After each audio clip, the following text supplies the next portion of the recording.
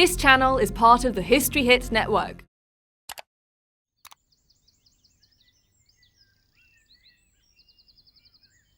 Throughout the quiet shires and peaceful towns of 17th century England, a long period of blissful prosperity had stretched unbroken from the time of Henry VIII through Queen Elizabeth's long rule and throughout the reign of King James I. But in the year of our Lord, 1639, there began an unparalleled series of events which led to an armed conflict in the three kingdoms of Britain. Although it is generally known as the English Civil War, the causes lay in Scotland, and by the time the wars ended 20 years later, men had died on battlefields as far apart as Caithness and Cornwall, and from Flanders to Virginia.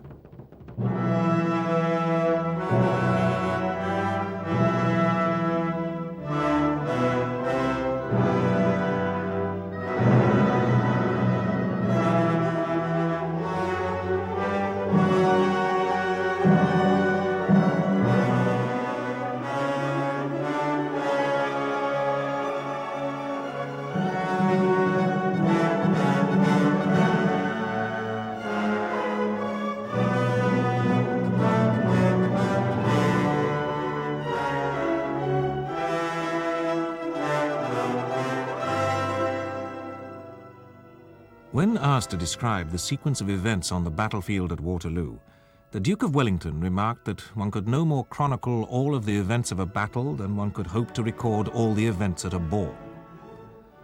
Although the Duke was referring to the difficulty in pinpointing the interplay of cause and effect among thousands of men on a single field, he could easily have been referring to the complex interaction of the various factors which lead to war itself. Seldom, if ever, can the outbreak of war be ascribed to a single cause. Despite the seemingly endless list of conflicts throughout history, the decision to take up arms against another country is not one made lightly. To fight against one's fellow countrymen is an even more tragic act, which needs greater provocation than a simple call to arms against a foreign foe. The causes of the war which led Englishmen to take up arms against other Englishmen in a bitter conflict in 1642 stemmed from the disruptive process of evolution. In this case, the evolution of the Church and Constitution, from a medieval society to one more suited to a modern nation-state. The pace of progress during the long peace of the 17th century had imposed intolerable strains on the feudal structures by which the people were governed and their religious worship controlled. In the fields of art, science, theology, and commerce, old boundaries were constantly being pushed back. The process of Renaissance, the rediscovery, which had dragged Europe out of the Middle Ages, was by now complete, and England was a peaceful, prosperous nation. More new discoveries and advances in trade created an increasingly successful and sophisticated society, and many Englishmen felt this new society needed new forms of government and religious worship. Among those who sought change, the precise nature of what this new society needed had yet to be defined. Throughout the nation there was a heated debate on matters of government and religion, which would eventually polarize into two distinct parties. But as yet, that process was still in its infancy. For some Englishmen, constitutional change was uppermost. For the mass of the population, religious reform mattered most. To others, greater freedom of trade was the great issue of the day. The issues which concerned each of these groups were not entirely separate matters, and there was some overlap between them. But any move towards reform would inevitably come into collision with the person of the king, Charles I. King Charles was a man of great principle and conviction, but he was a man totally opposed to the kind of change to which large sections of his people were gravitating. Charles's father, James VI of Scotland, had ascended the empty throne of England left by the childless Elizabeth I, and so became both James VI of Scotland and James I of England. Charles was therefore the second king to rule both kingdoms of Scotland and England, which were still separate countries in every legal and economic sense. Although he was born in Scotland and spoke with a trace of the Scots accent which he had inherited from his father, Charles largely turned his back on that country. His slight speech impediment meant that he lacked a certain presence, but this was more than made up for by his earnest, sincere faith and the serious manner in which he accepted the burden of kingship. Charles was studious, dedicated, and absolutely resolute in any cause in which he firmly believed. He was particularly staunch in his desire to uphold the ancient laws and structures of England, as he interpreted them. Discover the past with exclusive history documentaries from History Hit and uncover the secrets of some of the most famous people and events in history. History Hit gives you access to a growing range of documentaries presented by and featuring historians at the forefront of research and debate. Whether you are looking to find out more about charismatic leaders like Cleopatra or to discover the story behind the Industrial Revolution, History Hit will have something for you. We also aim to bring you the stories and legends that shaped our world through our award-winning podcast network. Sign up now for a free trial, and Absolute History fans get 50% off their first 3 months. Just be sure to use the code AbsoluteHistory at checkout. Charles distrusted parliaments, absolutely, and had in fact governed the country for long periods without recourse to a parliament. At that time, Parliament was not an essential requirement for the government of England. However, Charles's failure to call one meant that there was no effective platform for national debate, so the unrest fermenting beneath the surface of English society had no real outlet. This was to have disastrous consequences for Charles when he was eventually forced by events to recall Parliament. A good king acknowledges himself ordained by God for his people. He receives from God the burden of government for which he must be accountable. But a king must rule his people like a father, and, like a father, his authority is founded on the immutable decree of Almighty God. His subjects must therefore respect the sovereign like a father. I alone must answer to God for our exercise of the authority he has vested in me. It is for me to decide how our nation is to be governed, how my subjects are to be ruled, and, above all, how the Church shall be established under the rule of law. These are the divine rights of kings, and are ordained by the Almighty. It is not the place of the subject to question the royal prerogative. I shall endeavour to uphold the liberties of the country, but my authority is absolute and may not be questioned. You may rest assured that I have no other intention but to honour God and procure the good of my people.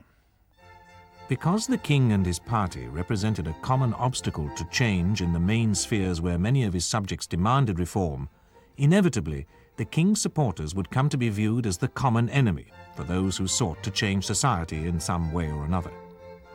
Even his severest opponents stopped short of actual hostility to the king's person. They were in dispute, not with the king, but with his evil counsellors. Chief among them was Charles's close friend and confidant, Thomas Wentworth, Earl of Strafford. Eventually, the various groups seeking change would coalesce from a range of separate interests into a single party directly opposed to the King's party.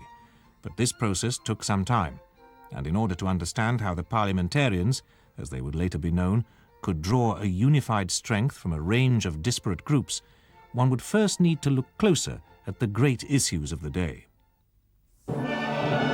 Viewed from an increasingly secular society where the influence of the Church wanes with every year that passes, it is barely possible for us to understand the fundamental role which religion occupied in 17th century life. English society at that time was profoundly and sincerely religious. People attended church and felt the influence of God in everyday events. They were also intensely concerned with the form and manner in which his worship was observed. The English were overwhelmingly Protestant. They accepted the Reformed Protestant doctrine which Martin Luther had eloquently expounded at the dawn of the Reformation. As there was no reference in the Bible to a pope, most Englishmen would not therefore recognize papal authority, nor would they indulge in the more elaborate Catholic rituals for which there was no apparent justification in the Bible. The predominance of ritual was, and still is, an intrinsic part of the Catholic religion, which was vilified and loathed with an unforgiving passion in 17th century England. However, if the English people were agreed on the aspects of religion which they would not accept, there was still considerable discussion as to what was the correct form of worship in a Reformed Protestant church. Many Englishmen favoured the adoption of the Scottish Presbyterian system, which was based on the Calvinist model of a Reformed church organised into presbyteries, with each parish controlled by elders and the clergy working together. Others were Baptists, who sought the freedom to worship God in the manner they saw fit. Others still felt that a Protestant church had no place for bishops or archbishops and clamoured for their removal. Supporters of these and a number of other groups became generally known as Puritans, and despite their many differences, they did share one thing in common. King Charles would not yield to any of their requests for change, unless they fitted precisely with his own view of how the church should be governed. The Church of England, as presided over by Charles, was rigidly and efficiently organised, but under Archbishop William Laud, many practices were reintroduced which the people associated with Catholicism. The lighting of candles, the burning of incense, making the sign of the cross, bowing at the name of Jesus, images of the Virgin Mary, surplices and vestments for the clergy, had all made a return to the Anglican Church during Charles's reign. Many were now officially recognised as a part of the prescribed service for the Church of England. Naturally, the Puritans, with their desire for an even more stern form of Protestant worship, were outraged by these changes. In an age where a man's religious conscience could lead him to endure any form of suffering, to defend the particular religion which he believed in, there were many who were prepared to die in the fight against what they saw as the return of papacy. When the time did eventually come to fight, more than half of the king's subjects could be said to be of a Puritan persuasion to some degree or other. But although religion was a major factor in the escalation of national unrest, it was economic issues which would finally plunge the country into civil war. Once again, however, religion would play its part. Not content with imposing a rigid form of worship on the Church of England, Charles wished to extend this to the Church of Scotland. In doing so, he committed a fatal error. Charles attempted to impose a new Book of Common Prayer on the Church of Scotland. From its first introduction, there were riots and unrest, culminating in the famous incident where a stool was thrown at the first bishop to introduce the new form of worship. It seemed as if the whole Scots nation was incensed, and they signed a national covenant in defence of their own fiercely Protestant religion, which led them into open conflict with the king. The wars of 1639 and 1640 became known as the Bishops' War, as the Scots had once again thrown out the bishops who had been reimposed upon them by James I using great skill 30 years before. The outcome of these two short and relatively bloodless wars proved to be an unmitigated military disaster for King Charles. The victorious Scots army easily defeated the English forces hastily thrown against them at the Battle of Newburn, and then marched on to occupy Newcastle. Militarily, the Bishops' War had been a shambles, but worse still for Charles was the economic cost of waging war. For 11 years he had been governing the country without recourse to Parliament. Charles mistrusted Parliament, and whenever possible sought to rule the country without one. In order to raise the money to govern the country, he had twisted and manipulated the laws governing taxation and the sovereign's right to grant monopolies. In so doing, he had created huge unrest among the merchant classes. They objected to royal monopolies being granted on, among other things, the manufacture of soap and salt. The reintroduction and extension of dormant taxes like ship money further fanned the flames of revolt. Forced to call a parliament so that it could vote him the funds to finance his Scottish wars, Charles found that he had unleashed a pent-up force which would not easily be contained. The Parliament of 1639 refused to vote Charles any funds until its own grievances had first been dealt with. In a fury, Charles dismissed this short-lived Parliament. However, he was soon forced to call another, the so-called Long Parliament of 1640, which was even more hostile in its demands. Parliament presented King Charles with a list of grievances which became known as the Grand Remonstrance, and further challenged the authority of royal control by claiming that Parliament, not the King, should have the right to raise and control the army. In 1641, Ireland had exploded into rebellion, so the question of who controlled the armed forces was more pressing than ever. Under the able leadership of John Pym, the Long Parliament increasingly used this and other arguments to bring into question Charles's right and his personal suitability to govern. Using great political skill, Pym had Charles's great friend and advisor, Strafford, tried and executed. Charles, always hostile towards his parliaments, gradually lost patience and decided to act with force if necessary. The two factions finally came to an all-out declaration of war, after a failed attempt by Charles to seize the leaders of the party acting in opposition to him. With his failure to arrest the 5 members, Pym, Hollis, Hampden, Hazelrig and Strode, the king had played his last card. He had attempted to overrule the rights and privileges of Parliament by a coup d'etat. The London mob took to the streets, backing Parliament, and there was no turning back. Unrest in society now took the form of increasingly open conflict. Soon riots and brawls became more serious, and the first shots were fired in anger. Faced with the outright hostility of the Commons and the populace of London, the king fled north to York. From there he attempted to seize arms and ammunition stored at Hull, but was refused entry on St. George's Day, 1642. Desperately short of arms and ammunition, Charles spent the next 4 months gathering the beginnings of an army. When he felt strong enough, he raised his standard at Nottingham, and the genteel pretences were cast aside. Civil war had begun in earnest. There's no doubt that the parliamentarian Earl of Essex began the recruiting game much earlier than the king. Robert Devereux, Earl of Essex, went into the Eastern Association counties to the east and south of London and began to build quite a substantial army. And when the king began to take this seriously in August, really Parliament had a very considerable head start in the numbers game anyway. Even when he did begin to recruit, having raised his standard at Nottingham in late August of 1642, the king was very disappointed by the initial reaction there. 3,000 militia had been paraded for his delectation on that occasion, but despite the best harangues of the king and his ministers and friends and so forth, only 300 agreed to take service. And the king had to be content with this, disarmed the remainder and put all their weapons into his wagons, and moved away hoping to get a bigger army somewhere else. But at the very start, there's no doubt some parliamentarians were discussing whether the king would have the ability to raise an army, considering the feeling in the country as a whole. But in fact, he was going to do so. Parliament had easily managed to raise the more sizable army. A large part of these men were drawn from the regiments which had been recruited to suppress the rebellion in Ireland. London was then a hotbed of Puritanism, and large numbers of Londoners therefore joined the army, and the popular Earl of Essex was appointed to command it. Unfortunately, he was to prove a more able politician than a soldier.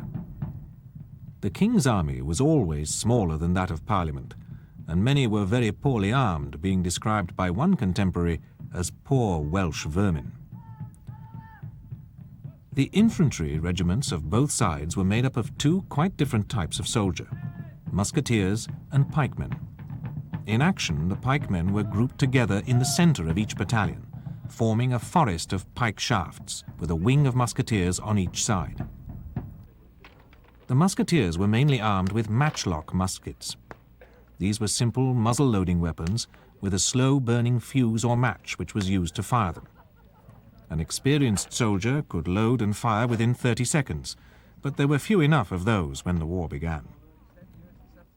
In order to load his musket, the soldier had first to level it waist high and pour some gunpowder into the flashpan at the bottom of the barrel. He then placed the butt of his musket on the ground and poured the main powder charge down it, followed by the musket ball and some wadding. After ramming down with his scouring stick, the soldier had to look to his match. At this time, the widespread introduction of the flintlock still lay in the future, and muskets were actually fired by a lighted match being plunged into the gunpowder in the pan. Once loaded, the musketeer therefore needed to fix his match to the lock of his musket and make sure that it was burning properly. He was now ready to fire. Because it took so long to fire and reload a musket, regiments were drawn up 6 deep, and only one rank fired at a time. The first rank would fire their inaccurate muskets in the general direction of the enemy, aiming as best they could, then move smartly to the rear to reload, while the second rank moved up into their place. By the time all the ranks had fired, the first one would have finished the cumbersome reloading process and would have moved back up to the front, ready to start the cycle afresh. For every 2 musketeers in the regiment, there would ideally be 1 pikeman. The pikemen had once been the more important element of an infantry regiment and had formed 2/3 of the regiments in Elizabeth's time, but by the time of the Civil War they were in decline, eclipsed by the more versatile and deadly musketeers. Fewer and fewer of them now wore the armour shown in the elegantly illustrated drill books, but they still had an important role to play, especially in using their long pikes to fend off enemy cavalrymen. They could also be called upon to deliver the decisive blow by moving forward with their pikes levelled at the charge. Usually, the threat of coming to grips with the pike was enough to cause one side or the other to break and run. But if both parties were resolute, it came to push of pike, with both parties contending, locked in mortal combat, as one observer put it, like bulls trying to bear each other down. Cavalry were of 2 kinds. The heavy cuirassiers, clad in armour from head to toe like medieval knights, and the light cavalrymen called arquebusiers, who wore only helmets and either a breastplate or a heavy buff leather coat. The cuirassiers were intended to charge home, while the arquebusiers were skirmishers, trained to fight with firearms rather than close with the sword. In the England of 1642, both the armour for cuirassiers and horses fit to bear them were hard to find. But Prince Rupert, the King's flamboyant young nephew, appointed to command the Royalist company, ignored convention and trained his lightly armed troopers to charge home as if they were cuirassiers. No such stroke of imagination was to be seen on the other side. Parliament could muster only 3 troops of cuirassiers, but the rest of her cavalry were trained to rely on their firearms rather than the sword. Artillery was invaluable in sieges, but seldom played a decisive part in the battles, since cannon were generally too heavy to move easily and too slow to reload. The cannon of the period fired cannonballs, smooth projectiles, which were not designed to explode, but rather to cause horrific injury by the violence of their passage, tearing off arms and legs as they passed through the massed ranks of men. Although they were cumbersome and inefficient, no army of the period was considered complete without at least a few guns. On the 23rd of September, detachments of both armies met each other by accident at Powick Bridge, outside Worcester. Neither side had realised that the other was close at hand, but the Royalists were the first to recover from the shock of discovery, and in the short fight which followed, Prince Rupert's cavaliers were victorious. Of itself, the skirmish was insignificant, but it began the myth that the cavalier horse were invincible, a myth which the parliamentarians would need some time to destroy. A month later, at Edgehill, in the Vale of the Red Horse in Warwickshire, the first major battle of the Civil War was fought. As the Roundheads could not be tempted to attack the favourable Royalist positions on the hill itself, the King's men moved off the hill and were drawn up on the forward slope looking from Radway towards the village of Kyneton. The King's nephew, Prince Rupert, commanded the cavalry on the right wing, and Lord Wilmot, a professional soldier turned courtier, commanded the left. In the centre, the infantry formed 5 brigades, with 3 in the front line and the 2 others in support. The dragoons were deployed on the flanks of the cavalry. In total, the Royalists fielded nearly 3,000 cavalry, 1,000 dragoons, and just over 10,000 infantry. The Earl of Essex's army, waiting for them at the foot of the hill, was drawn up in much the same way. The parliamentarians had 12,000 infantry, but less than 3,000 cavalry and dragoons. As a commander, Essex was to develop an unfortunate reputation for allowing his opponent to interpose between him and his home base. The Edgehill campaign was the first example of this dangerous tendency. Essex's army therefore formed up with the Royalist army between him and his base at London. A major defeat in the battle would, therefore, have been doubly disastrous. A battle had not been expected, and many of Essex's soldiers were scattered in farms and villages where they had been finding shelter from the cold October nights. At first it looked as though the Cavaliers might end the war in an afternoon. Led by the fiery Prince Rupert, the Royalist cavalry swept all before them. As the Royalists advanced upon the parliamentary cavalry, the Roundheads, who opened fire with their carbines, expected the Royalists to respond in kind. Instead, the Cavaliers came on at a furious charge, and the parliamentarians, panicking, fled away, pursued clear of the battlefield by the jubilant Cavaliers who thought the day won. Rupert's men cut down the fugitives, many of whom they pursued for 7 miles, and then began plundering the parliamentarian baggage train. Had the victorious Cavaliers returned to the field, they would have seen the parliamentarian infantry rally and hold the King's army to a bloody stalemate on the battlefield.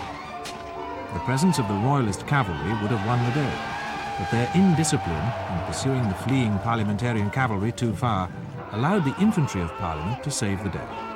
By their dogged persistence, they were able to hold the Royalists to a draw, but at a very high cost. After a bitterly cold night, Essex abandoned the battlefield to the King and retired northwards to the safety of Warwick Castle, leaving the way clear for the King to march on London. The impetuous Prince Rupert was all for making a dash with his cavalry to occupy London before Essex could reach the city with the battered remains of his army. However, the King prevaricated in the hope of a peaceful settlement, and the greatest opportunity of the war to capture the parliamentary stronghold was lost. By November, Essex had regained London, and the forces of the King and Parliament were joined in some indecisive fighting around Brentford and Hounslow to the west of London. One of those who joined the King's forces at this time was a young Welshman named John Gwynn. Myself and 5 comrades repaired from the court of Richmond to the King's Royal Army, which we met accidentally that morning upon Hounslow Heath. We had no sooner joined with our old acquaintance, Sir George Bankley, but we marched up to the enemy, engaged them and made them retreat into Brentford, and from thence to the open fields. After firing, we advanced up to Push of Pike and the butt end of musket, which proved so fatal to Hollis and his butchers and dyers that day, that a great abundance of them were killed and taken prisoner, besides those drowned in their attempt to escape by leaping into the river. No soldier or an impartial man could say that we could have advanced further towards London than we did, because of the thick enclosures with strong hedges and ditches which were lined with men standing shoulder to shoulder by one another. On the common road were planted their artillery with defensible works about them, so that we could not approach any nearer. As we were at such a great disadvantage, the King withdrew and marched for Hampton Court, where, for my further encouragement, I had the care of the regiment's colours conferred upon me in the hope that I would go on with as much resolution as I had begun.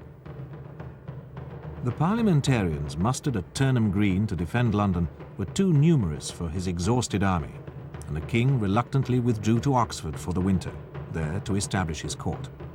For the next 4 years, the university city was to be the Royalist capital. As luck would have it, the winters of the early 1640s were particularly severe, with unnaturally heavy and prolonged falls of snow. With a sudden thaw, the primitive roads of 17th century England quickly turned into muddy quagmires, which made movement impossible.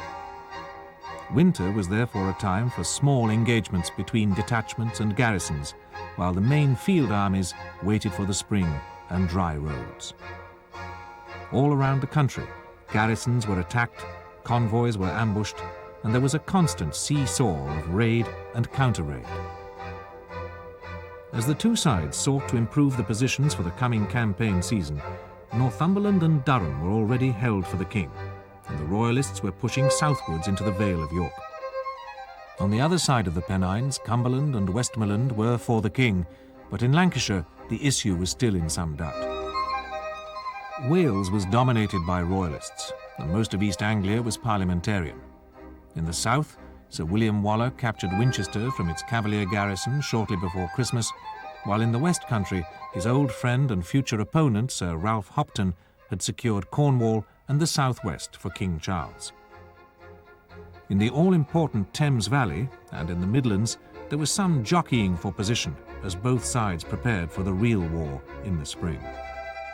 There is some contention amongst serious historians on the Civil War as to whether you can speak of a royal strategy for the year 1642 at all. Some like to mention the famous triple advance upon London. Newcastle's army from the north, Hopton's from the southwest, and of course the King's from the Midlands, three prongs descending upon the centre of parliamentary control.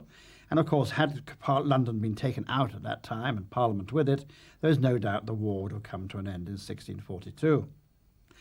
But in fact, after the Battle of Edgehill, the King, who combined indecisiveness in his character with a great deal of stubbornness, a fatal combination, as he was going to prove before the end of the First Civil War, the King would not release Prince Rupert and his cavalry for a dash on London, although in fact there was very little between them and the capital, perhaps a few trained bands, but as they would find at Turnham Green, that was nothing to be worried about.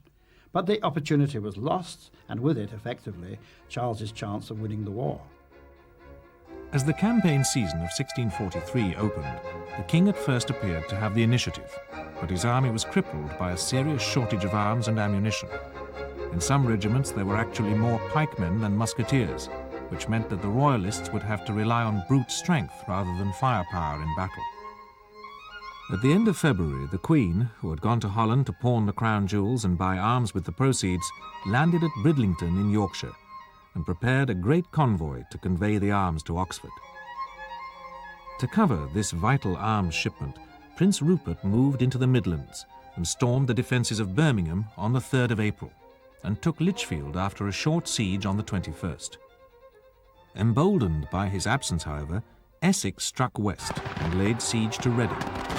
Rupert returned in great haste, but both he and the king were powerless to prevent the garrison's surrender on the 27th of April. Sir Arthur Aston, the governor, received a letter upon the Castle Hill guard. Looking about him, said, "Here are none that I may safely communicate the contents of my letter unto." Then arose from his chair, opened his letter, and went out of door to peruse it, when, as his hasty fate would have it, he had scarce a minute to look it over, before a cannon shot came through the guardhouse, and knocked off the tiles from the roof. One fell upon his head, and sank him almost to the ground, before Colonel Lunsford and another officer caught him by both arms, held him up, brought him into the guardhouse, put him into his chair, then presently he laid his hand upon his head, under his cap, and faintly said, "My head's whole, I thank God," and spoke no more there at that time, but immediately was carried away to his house in the town, where during the rest of the siege he was speechless. A short time after, the garrison was surrendered, but they broke their conditions with us and plundered us sorely. Now that the issue of Reading had been decided, the two main field armies withdrew to their old positions, watching each other warily. The Roundhead army was crippled by a typhus epidemic, the first of many to sweep the three kingdoms in the army's wake. To break the deadlock, a major victory was required which could alter the delicate balance in favour of one side or the other. The main chance fell to the Royalists. Sir Ralph Hopton, the Royalist leader in the West, defeated Sir William Waller, who in former days had been a close friend, at Lansdowne Hill, outside Bath, on the 5th of July. Hopton's victorious Western Cavaliers then moved to finally destroy Waller's army on Roundway Down on the 13th of July, 1643. The tragedy of a civil war can be clearly seen in the surviving letters between Hopton and Waller, when two old friends found themselves on different sides of a bitter conflict. To you are so unchangeable that hostility itself cannot violate my friendship. To my noble friend, Sir Ralph Hopton.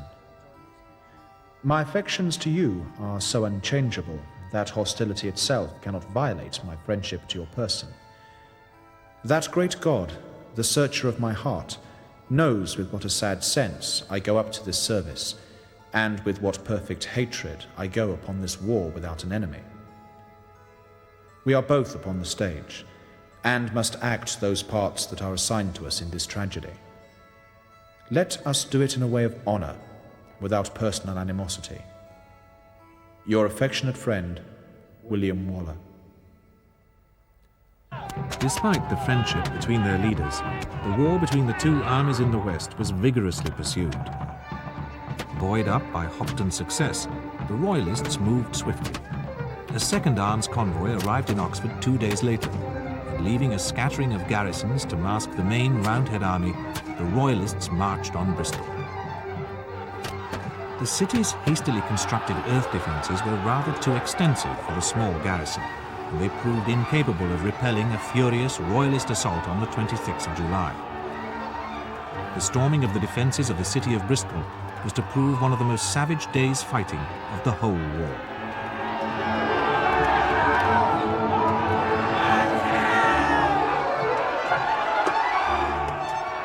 Royalist casualties were high.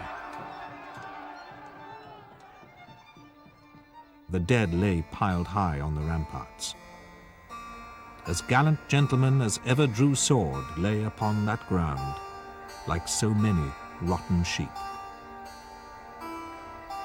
Although the losses were high, the gain to the Royalist cause, however, was incalculable. Bristol was the second city in the kingdom, a major port with sufficient ships in it to form the nucleus of a Royalist fleet. Less spectacularly, but no less importantly, the city also had factories capable of turning out hundreds of muskets a week, which were greatly welcomed by the undersupplied Royalists. By the end of the war, most Royalist infantry regiments were wholly armed with muskets and had abandoned pikes entirely. With Bristol secure, some of the king's advisers advocated turning back on London. If the city fell, it would mean the end of the war, but Charles again hesitated, and instead it was decided to first capture Gloucester, the last remaining major parliamentary stronghold in the west. It was unlikely to be able to hold out for very long, and in the meantime the king's shattered western army could be reorganized and refitted at Bristol. The combined Royalist armies would then advance on London with their rear secure. The governor, Colonel Massey, confounded the king's army by holding out. Sickened by the losses at Bristol, Charles would not permit the city to be stormed, preferring instead to starve the defenders into submission. The Earl of Essex was therefore able to assemble a relief force from London by filling out his typhus-ravaged ranks with several regiments of militia from the London-trained bands. On the 4th of September, with the garrison down to a single barrel of powder, Essex raised the siege of Gloucester.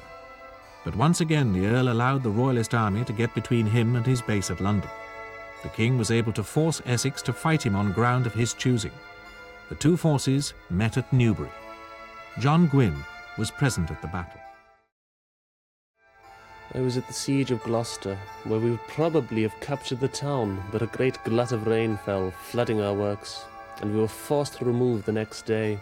When we drew off, it proved to be a most miserable, tempestuous, rainy weather, so few could take rest on the hills where they were. At Newbury, we beat the enemy from the town's end to the top of the hill by the heath. A wing of Essex, his horse moving gently towards us, made us leave our execution upon the enemy and retreat into the next field. There were several gaps to get to it, but not near my way.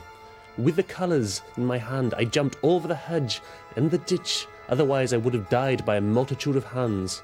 We kept this field until midnight, and until some intelligence came that Essex was marching away with a great part of his army, and that he had buried a great many of his great guns.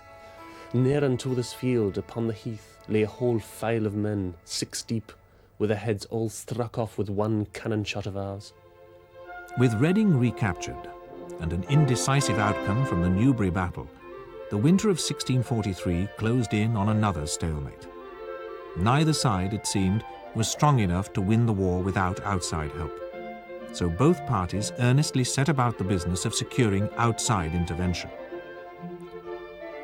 Frustrated in his attempts to bring in a French army, a ceasefire with the Irish rebels allowed the king to ship home thousands of troops and to form a new army in Cheshire and North Wales. But it was to prove a short-lived hope. This new army was defeated and dispersed at Nantwich in January 1644. The parliamentarians were to be more successful in their search for help. A few days before the battle at Nantwich, the Scots had come to Parliament's aid and crossed the border near Berwick with a mighty army of some 20,000 men. Suddenly, the whole complexion of the war was altered. Well, I think there's no doubt that had the Scots 20,000 men, which they brought over into England at this juncture, been put straight into effective action, it would have been very hard for the king's cause to survive in the north of England. As it was, however, the 7,000 or so troops of the Newcastle were reinforced by 5,000 more a little later on from Ireland under Lord Byron. Now, this added a new context to the war, in fact. We have the first massacres taking place now because many of these troops from Ireland were Catholics, and you had the straightforward confrontation, therefore, between Catholicism on the one hand and the Presbyterians and Puritan parties on the other. And it was not going to have an ameliorating effect on the war. The appearance of a Scots army in support of Parliament had been feared by the Royalist party for some time. They had long been in discussion on friendly terms with the parliamentary commissioners, but it was not until September 1643 that parliamentarian and Scots commissioners signed the Solemn League and Covenant, which bound the Scots to bring in an army on the side of Parliament. It also committed both countries to establishing a common form of worship. The Scots commissioners assumed from the discussion that this would be Presbyterianism, according to the example of the best Reformed churches. The English, however, added the phrase, according to the word of God, thus making the whole agreement a good deal more ambiguous. The Scots carelessly assumed that this meant that the English would adopt a Presbyterian system of organization of the church like that of Scotland. Ultimately, this misunderstanding would lead to the breakup of their alliance, but by then the parliamentary forces would have had what they needed from their new allies. The Scots army entering England was opposed by the king's northern army under the fabulously rich Marquis of Newcastle. Newcastle, however, could do little to stop them. All he could spare was a token force to protect his rear, while he maintained the fight in Yorkshire against the parliamentary army led by Sir Thomas Fairfax. Only some ill-equipped local militia regiments were left to watch the border, and these could only fall back before the invaders. On hearing of this, the Marquis hurried north from Yorkshire through a succession of blizzards, and with his main army flung himself into Newcastle upon Tyne with just 12 hours to spare before the arrival of the Scots. Taking advantage of Newcastle's difficulties in the north, Fairfax stormed Selby in Yorkshire on the 11th of April. Black Tom, as he was known to his men, was the eldest son of Lord Fairfax. He was a talented soldier who had maintained an unequal fight against Newcastle and his larger Royalist forces since the beginning of the war in 1642. Hearing the news that Fairfax was again in action, Newcastle rushed southwards to secure York. The Scots army left a token force to blockade the remaining northern Royalists in Newcastle upon Tyne and moved south to join Fairfax against the Marquis of Newcastle. Meanwhile, the Earl of Manchester brought the Eastern Association army up from Lincolnshire to tighten the net. Newcastle was therefore trapped with his forces in York by 3 allied armies. In the south, the war was progressing equally badly for the king. Prince Rupert had destroyed a parliamentarian army in a battle outside Newark, but on the 29th of March, Hopton's Western Cavaliers were decisively beaten by Sir William Waller at Cheriton in Hampshire, effectively ending any further Royalist threat to London. Not without some misgiving on the part of Charles, therefore, Prince Rupert was dispatched north to try and retrieve the situation there. Rupert took few men with him, as few could be spared. Instead, he stripped every garrison and press-ganged every stray regiment on the line of march. Rupert's men carried out a series of ferocious attacks on the scattered parliamentarian strongholds in a short campaign marked by the bitterness of the fighting. On the 25th of May, he stormed Stockport, and 2 days later, Bolton. Liverpool was next, stormed on the 11th of June after a short siege, and there Rupert received a letter from the king which he was to carry with him to his dying day. The king's letter, to modern ears, is confused and unclear.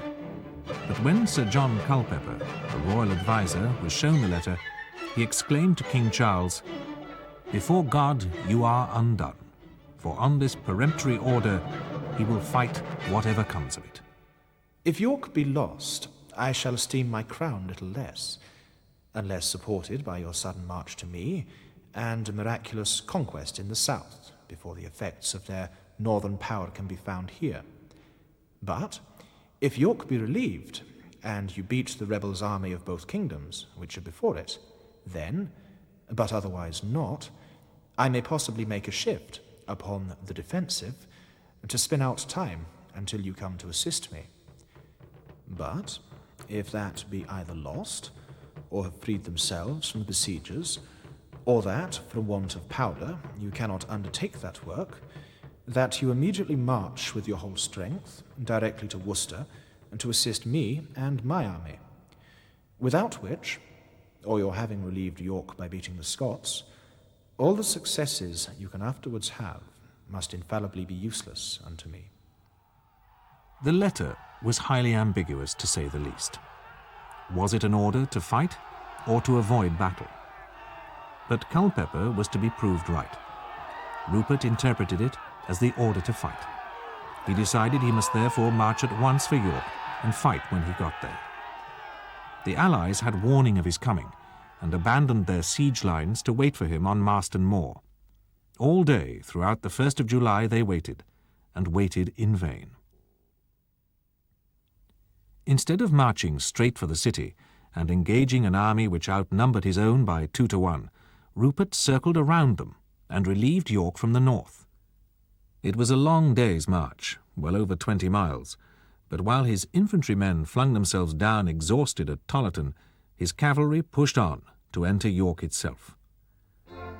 Confident of beating Rupert on his own, the Allied generals were less sanguine of their chances against Rupert's and Newcastle's armies combined. There was, it seemed, no alternative but to retreat. Despite the weary condition of his men, from his interpretation of the king's strange letter, Rupert was determined to fight. He understood the letter to mean he was to bring the Allies to battle and destroy them. Had he succeeded in doing so, he might have won the war in a single afternoon. As it was, he very nearly lost it. Although Rupert was ready to fight, his army was certainly not. Newcastle's army had endured a long siege on short rations. His chief of staff, Lord Ethin, argued that his men needed to rest after the rigours of the siege. Rupert's own infantry were equally wearied by their epic march of the day before, but the prince would not be denied his chance to come to grips with the 3 parliamentary armies which faced him.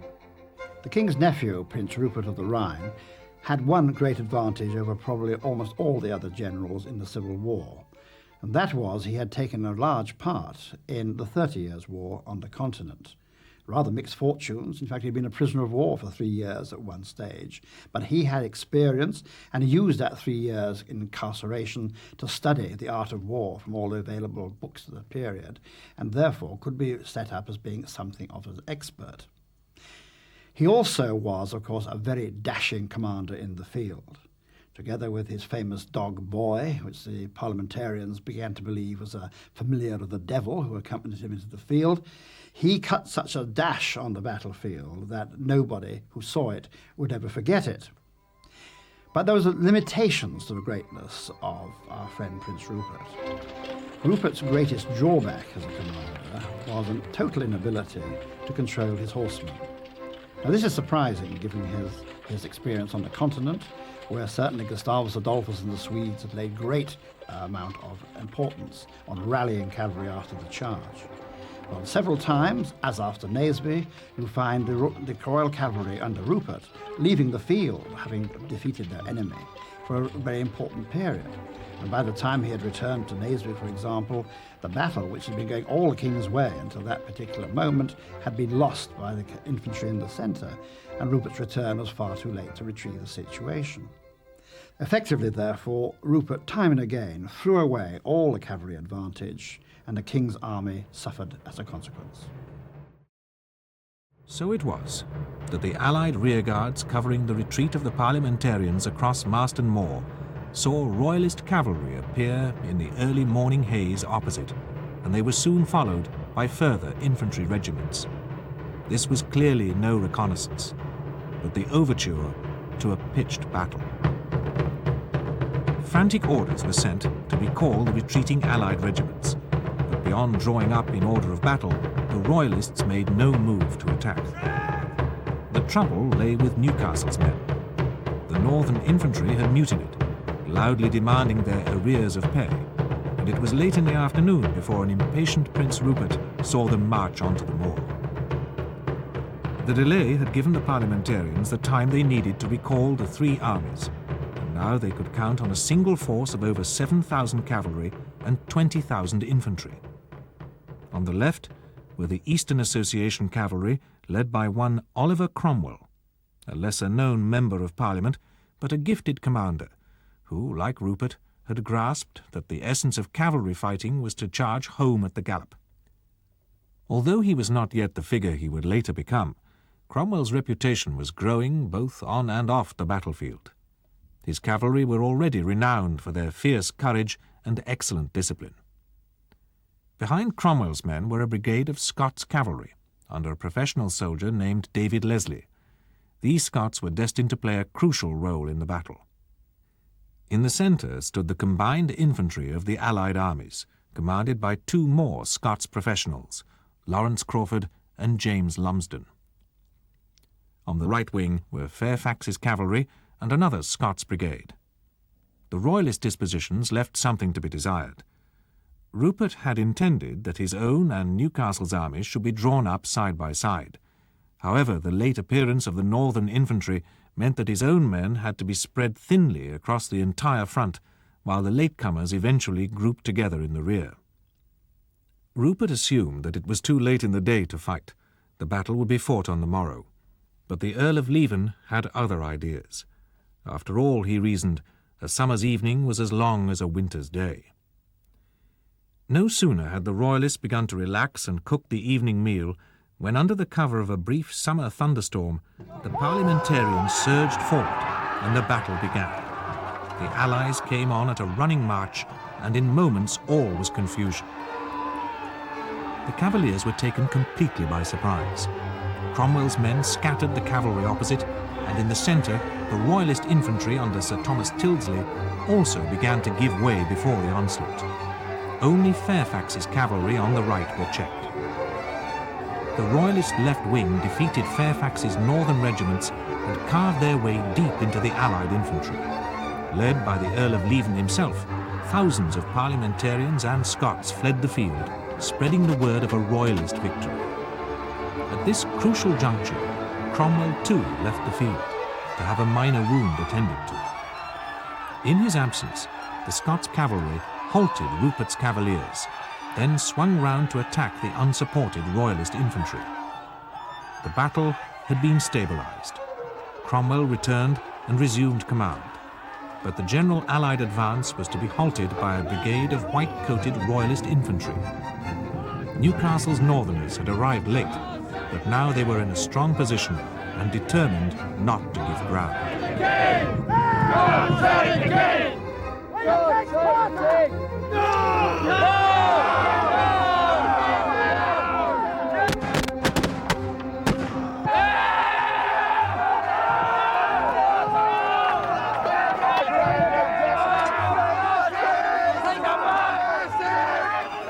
The Whitecoats refused to surrender, and the Scots took no prisoners. Less than 30 survived. As the Whitecoats went down in bloody ruin, Cromwell drove off the last of the Cavaliers, and the day ended with a complete Allied victory. Praise the Lord!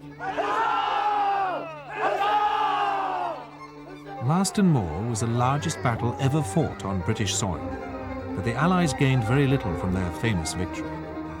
York surrendered 2 weeks later, but Newcastle upon Tyne held out until October, and Carlisle until the following June.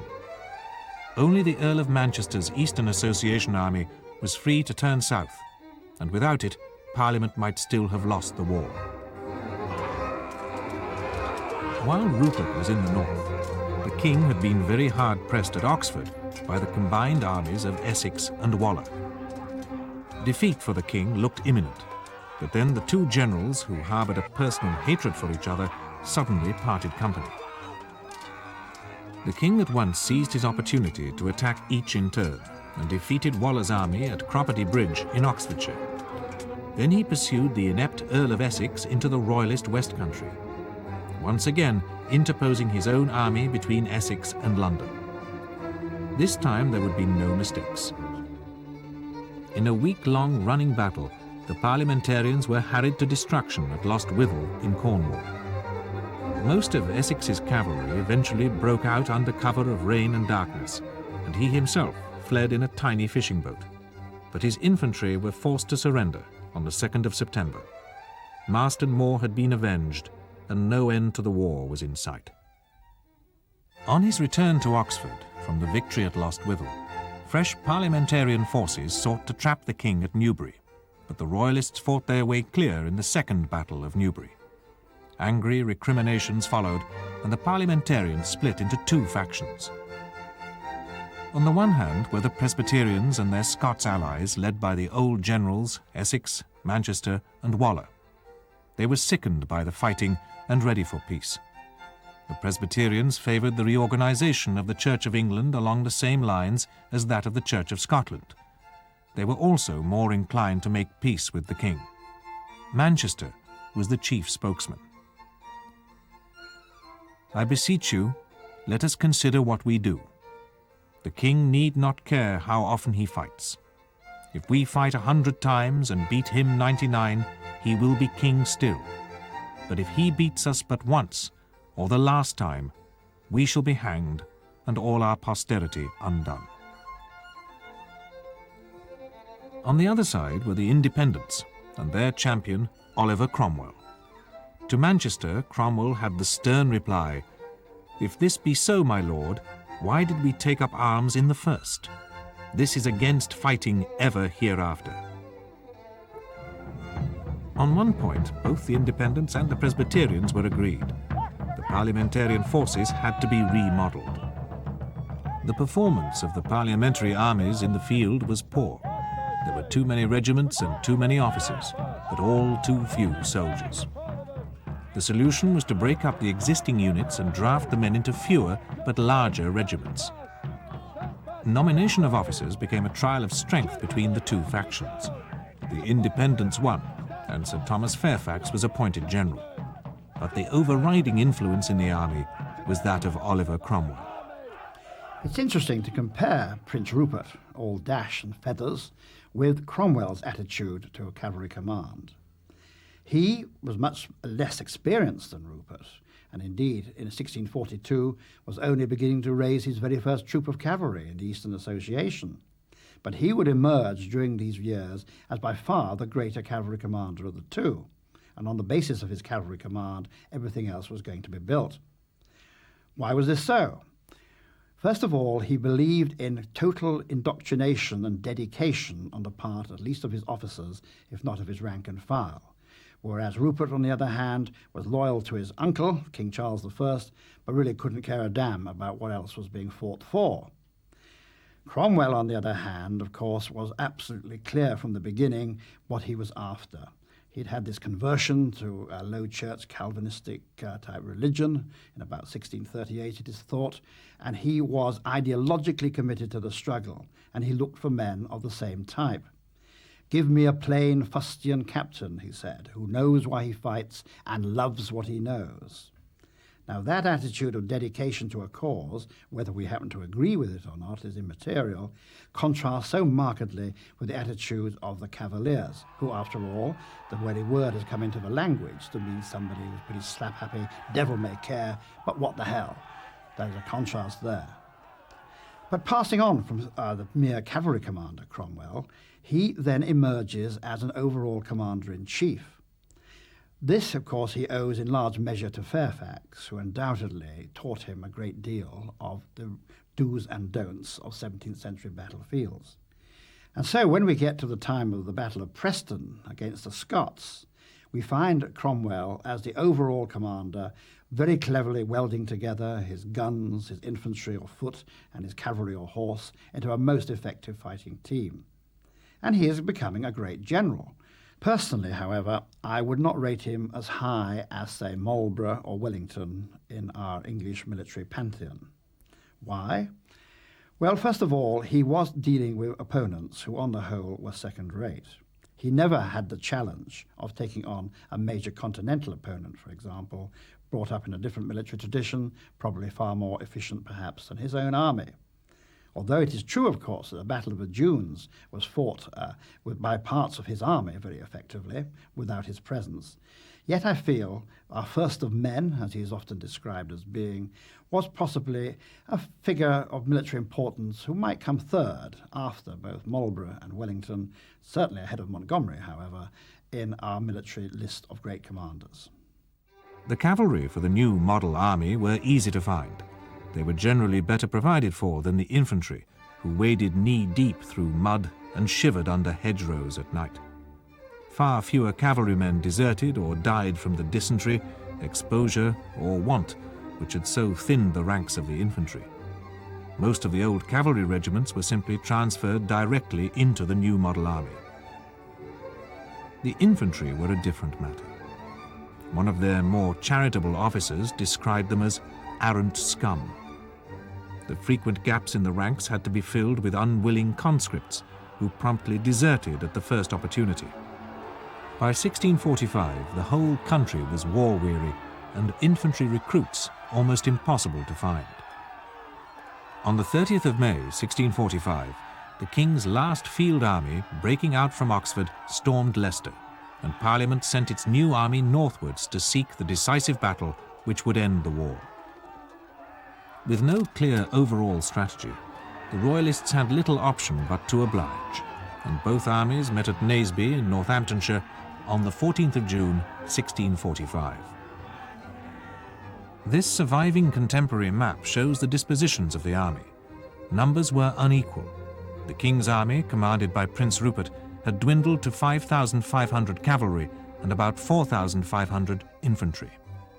Sir Thomas Fairfax mustered 6,000 cavalry, but had no fewer than 6,500 infantry and 1,000 dragoons. The disparity of forces should have been enough to ensure a comfortable victory for parliamentary forces. The Royalist army marshalled itself on Dust Hill, 2 miles north of Naseby village. As usual, the infantry stood in the centre, flanked by the 2 wings of cavalry. The new model army drew up 1,000 yards to the south, on the other side of the valley. They differed from the Royalists in 2 respects. Most stood behind the crest of Mill Hill, and could not therefore be seen by Rupert's men. More importantly, the right wing of the cavalry, led by Oliver Cromwell, had 3 lines of regiments, and very heavily outnumbered the Cavaliers opposite.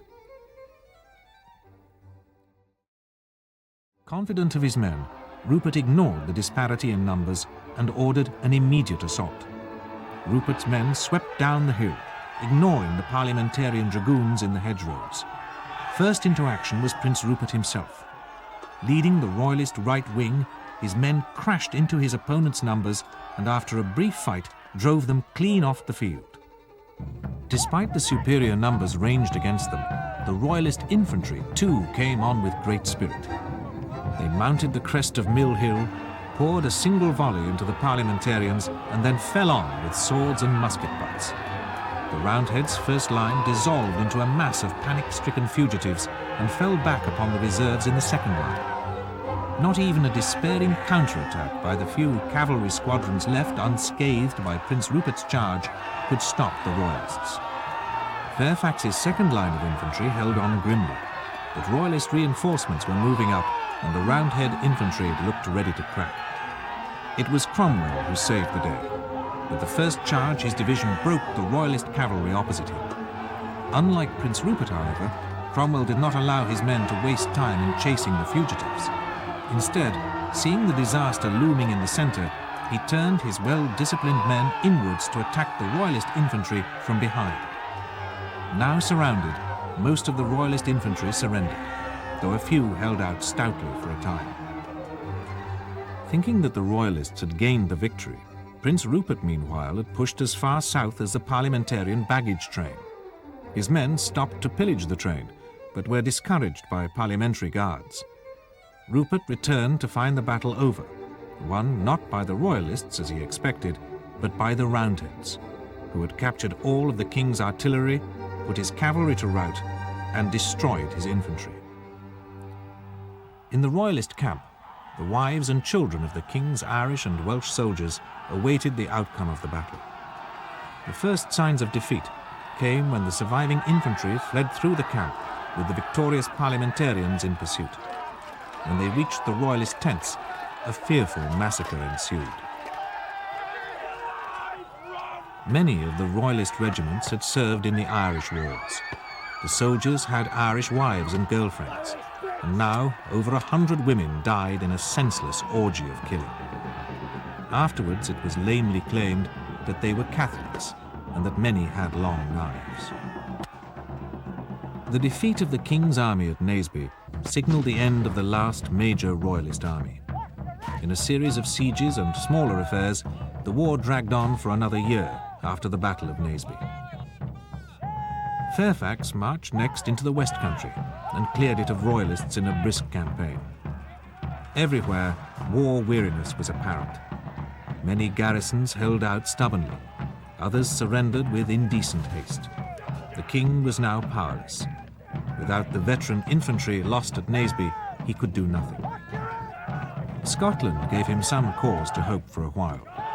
The Marquis of Montrose led a Royalist uprising there, which came tantalizingly close to victory, but this brief spark too was extinguished. David Leslie utterly destroyed the army of Montrose at Philiphaugh near Selkirk on the 12th of September, and the king's last hope was gone. At length, even Charles recognized his plight and surrendered himself to the Scots army besieging outside Newark on the 5th of May, 1646. He seems to have had some thought of persuading them to support him, but their first act was to compel him to order the surrender of his remaining fortresses. With that, the war should have been over, but the king even now refused to admit defeat, and the Scots went home, leaving the king in parliamentarian custody. 2 years of intrigue, plots, and counter-intrigue followed.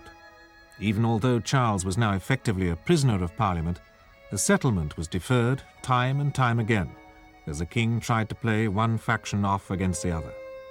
Charles is shown here in this contemporary pamphlet negotiating with the parliamentary commissioners. His army may have been defeated, but he was king still, even though he was now effectively a prisoner, here with his jailer, Colonel Hammond. The Presbyterians were disposed to accommodate him, but the independent-dominated army became increasingly impatient with Charles. Concerned over its increasing power, Parliament tried to have the army disbanded, but the move failed. The army, along with its new champion, Oliver Cromwell, would have the last say. Meanwhile, the king had concluded a secret alliance with some of the more moderate Scots. Royalist agents were also secretly prepared for a great uprising in England to coincide with another Scots invasion, this time on the side of the king. On the 23rd of March, 1648, the garrison of Pembroke declared for the king, in the rather naive belief that he would settle their arrears of pay. Cromwell was at once sent to deal with them, but a month later more Royalist rebels seized Berwick and Carlisle, opening the way for the arrival of the Scottish army into England, now marching to the aid of the king. Worse news was to come for Cromwell. At the end of May, a Royalist revolt broke out in Kent, and the navy mutinied and declared for the king. Although the Scots were to support the Royalists' uprising and come to the aid of the king, they were delayed by fierce opposition at home until the beginning of July. By that time, it was too late.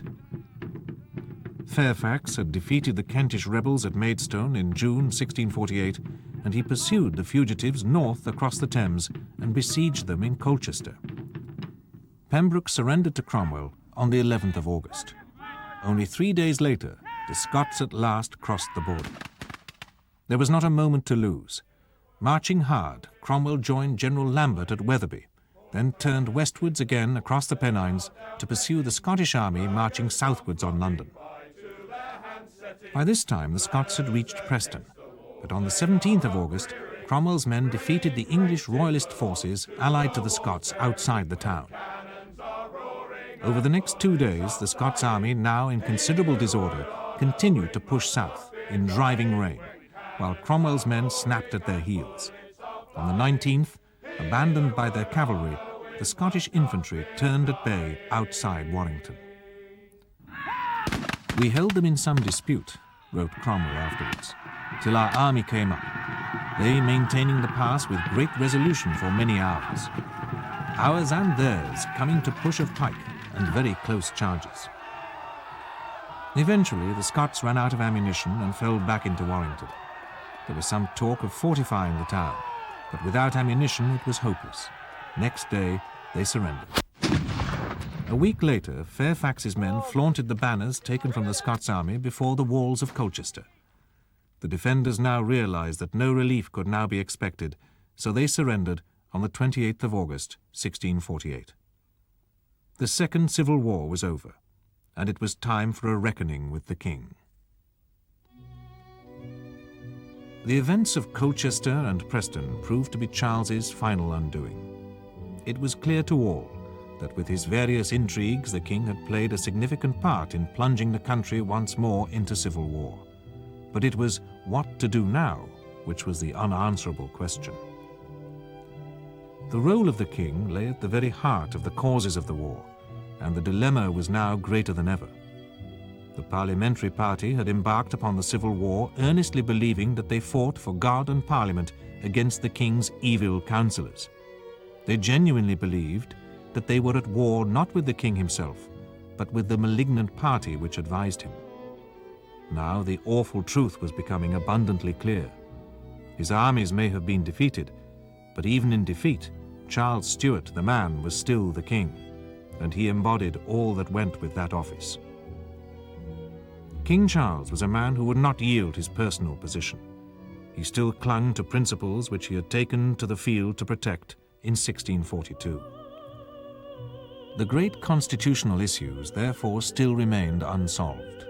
No one had intended that it should end this way, but among the victorious Roundheads, the uncomfortable realization gradually dawned that the only lasting solution lay in the drastic step of abolishing the monarchy and the execution of the sovereign. As yet, no one had dared to voice such a treacherous solution. It fell to Oliver Cromwell to grasp that poisoned chalice. "We shall cut off the head of the king with the crown upon it."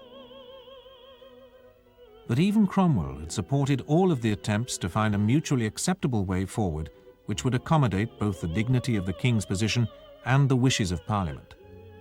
However, the role of the king in bringing about the Second Civil War convinced that God-fearing man that there was no other solution. Cromwell therefore decided that Charles would face trial for his life. Cromwell knew that no lasting peace could be found while Charles Stuart, that man of blood, still lived. However, even the most Puritan lawyers declared the trial illegal. Of the 135 commissioners selected by Cromwell to try Charles, only 68 appeared when the trial opened. Turning to consider the whole matter of the trial of King Charles I, we have to establish whether it was legal or not. Well, in a single word, that word is no. It was not legal. There was no precedent whatsoever, either in our unwritten or such parts of our written constitution as then existed, to allow a king to be killed by his subjects for supposed acts of treason against his own people, as the parliamentary court tried to establish. So King Charles I was perfectly in order and absolutely correct to, first of all, deny the charge's legality, and secondly, to refuse to recognise the court which was setting to try him. But Cromwell, remember, was determined to try to solve the problem of the future of the whole country. and he believed he could not do that while the king still lived. Ironically, Oliver Cromwell became far more of a tyrant in the end than Charles I. He had to rule when he had his big arguments with Parliament through the army, the rule of the major generals and so forth, which had a major effect right down to the present day on the constitutional position of the army within the British realm. He was offered the crown twice, but very wisely refused it. But as Lord Protector, he had in fact far more power than Charles I had ever exerted. All his life, Charles had cut a rather reticent figure, not at all aided by his slight speech impediment. His trial was to be the finest hour of his life. His stammer miraculously left him, and he won new admiration and respect from among even his most bitter opponents by his steadfast and dignified defense of his position. After his first eloquent speech in his own defense, in which he refused to recognize the authority of the court, Charles was not allowed to speak again, and it was soon obvious that the trial was nothing more than a charade by which Cromwell hoped to give the dubious proceedings an air of legality. I would know by what authority, and I mean lawful authority, I am to be tried. There are many unlawful authorities in the world, such as thieves and robbers on the highway, which have the same authority as this assembly. Do not forget that I am your sovereign king, ordained by God to rule his people. By that authority I stand more for the liberty of my people than any that come here to be my pretended judges. You have shown no lawful authority to satisfy any reasonable man. If I am not suffered to speak, what justice shall my people have? But however eloquent his defense may have been, as Cromwell had intended, Charles was sentenced to death by beheading. In order to prevent any public groundswell of support for Charles, the sentence was to be carried out the day after the signature of his death warrant, January the 30th, 1649. Typically of Charles, that unhappy sovereign went to meet his cruel fate, still espousing his unshakable belief that it was the divine right of kings to rule, and that of his subjects to be governed. His implacable adherence to this principle had been the root cause of the wars, and Charles would carry that belief with him to the grave. In his last speech on earth, he once again returned to the principles for which he had fought and lost. For the people, truly I desire this liberty and freedom as much as anybody, but that freedom and liberty does not extend to them having a share in government. The process of government is not their affair. A subject and sovereign are clear, different things. If I had given way for our ancient laws to be changed in an arbitrary way according to the power of the sword, I need not have come here. I tell you, therefore, I am the martyr of the people. I die a Christian, according to the profession of the Church of England, as I found it left me by my father. I will say no more.